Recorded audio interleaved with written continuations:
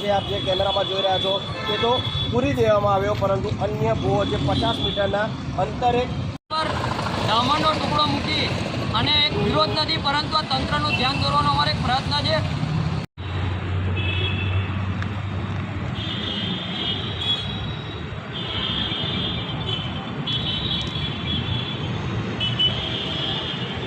જે કેમેરાની પાછળ પણ આપ જોઈ રહ્યા છો કે ગઈકાલે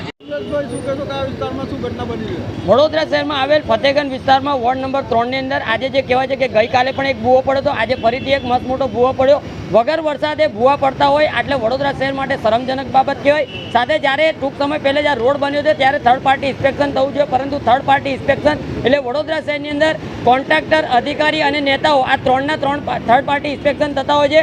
એના કારણે નગરજનોના ટેક્સના વેરાના રૂપિયા ખોટી દિશામાં વપરાતા હોય તેમ લાગી રહ્યું છે. સાથે જે અવારનવાર જ્યારે ભૂવા પડતા હોય એટલે વડોદરા શહેર માટે શોભા નથી આપતું. એટલે ખાસ કરીને આપના ન્યૂઝના માધ્યમથી અમારી એક અપીલ છે કે આવા ભ્રષ્ટાચારીઓની સામે કાયદેસરની કાર્યવાહી થવી જોઈએ. સાથે આવા કોન્ટ્રાક્ટરોને, અધિકારીઓને પણ સૂચના આપવી જોઈએ અને કોન્ટ્રાક્ટરોને બ્લેકલિસ્ટ કરવા જોઈએ તેવી અમારી ખાસ માંગણી છે.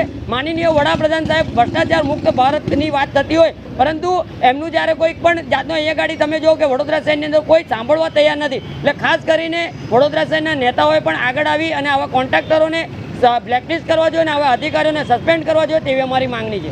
કાલે જે ભૂવો પડ્યો છે આજે બીજી વખત એ જગ્યાએ બાજુના જગ્યા પર ભૂવો પડ્યો છે, શું કહેશો, કેટલી બેદરકારી છે કોન્ટ્રાક્ટરોની? ચોક્કસથી જે આ ફતેગંજ મેઇન રોડ વિસ્તાર છે આમાં થોડા સમય પહેલે જ આ રોડનું નવીનીકરણ કરવામાં આવ્યું હતું, પરંતુ ટૂંક સમયની અંદર જ આજે ભ્રષ્ટાચાર જોવા મળે છે અને આ રોડની અંદર જે મેઇન મોટા મેન્ટલ નાખવાના હોય છે એની જગ્યાઓ પર માટીનું પુરાણ કરીને આ રોડ બનાવ્યો છે. એટલે ખાસ કરીને આવા કોન્ટ્રાક્ટરને તાત્કાલિક ધોરણે સસ્પેન્ડ બ્લેકલિસ્ટ કરવા જોઈએ અને આવા અધિકારીઓને સસ્પેન્ડ કરવા જોઈએ તેવી અમારી ખાસ માંગણી છે.